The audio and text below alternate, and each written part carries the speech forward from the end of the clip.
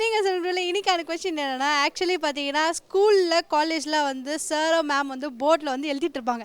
அந்த டைமில் அந்த கேப்பில் நம்ம என்ன பண்ணுவோம், டக்குன்னு ஏதாவது வந்து குறும்புத்தனம் பண்ணிவிடுவோம். அது மாதிரி நிறைய அட்ராசிட்டிஸ்லாம் பண்ணியிருப்பீங்க.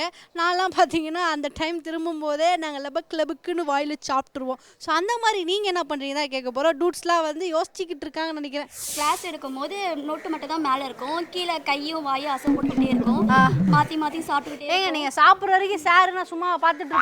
உனக்கு ஒரு தடவை சொன்ன அறிவில்ல, குழந்தை சாப்பிடுது இல்ல பேபி. சரிம்மா, அதெல்லாம் ஓகே, ஐ அண்டர்ஸ்டாண்டு. நம்ம தான் நோட்ஸ் எழுத மாட்டோமே, யாராவது தானே எழுதி கொடுப்பாங்க.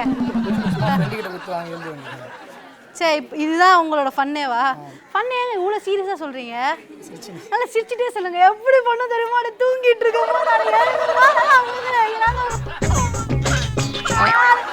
அப்படி சொல்லணுங்க. ஓகே, இன்னொரு போலாமா? நோட்ஸ் எழுதும்போது நாங்கள்லாம் நோட்ஸ் மாதிரி எழுதுவோம், ஆனால் நோட்ஸ் எழுத மாட்டோம்.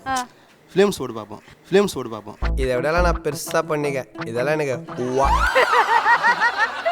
டூட் சொல்லுங்க. இப்போ பார்த்தீங்கன்னா ஸ்கூல் டேஸ் காலேஜ் டேஸ்லாம் மேம்லாம் எழுதிட்டு இருப்பாங்க போர்டில்.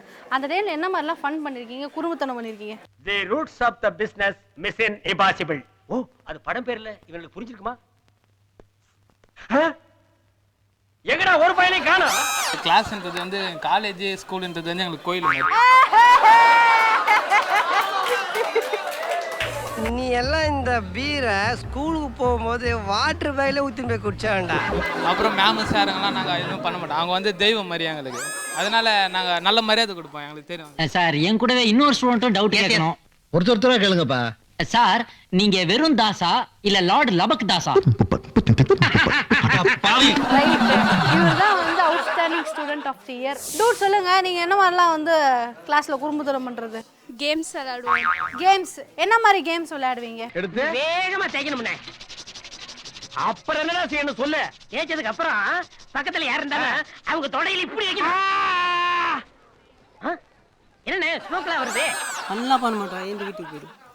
ஓஹோ, ஸோ நீங்க கிளாஸும் அட்டென்ட் பண்றது இல்ல? எப்பயாவது. அவன் படிச்சுக்கிட்டு ஊர் சுத்துறத பார்ட் டைமா வச்சுக்குவான்.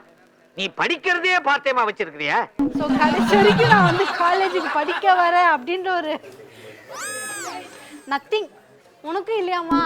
ஐயோ, நிறைய ஃபன் பண்ணுவோம். அது என்னங்க ஃபன் பண்ணுவீங்க? ஓகே, தூங்குறது அதுதான் எங்களோட முக்கியமான பொழைப்பே தான். இல்ல, இப்ப கிளாஸ் எடுக்கும்போது தூங்குனீங்கன்னா கேட்பாங்களே, ஏன் தூங்கிட்டு இருக்கீங்க? கிளாஸ் ஆரம்பிச்ச 5வது நிமிஷத்திலேயே ஒட்டு மொத்தமா 50 பேரையும் பாடம் நடத்தேன்னு சொல்லி தூங்க வச்சிருக்கியே, இது சாதனை இல்லையா? எல்லாருக்கும் தெரியும், காலேஜுக்கு தெரியாது. நீங்க சொல்லுங்க டியூட்.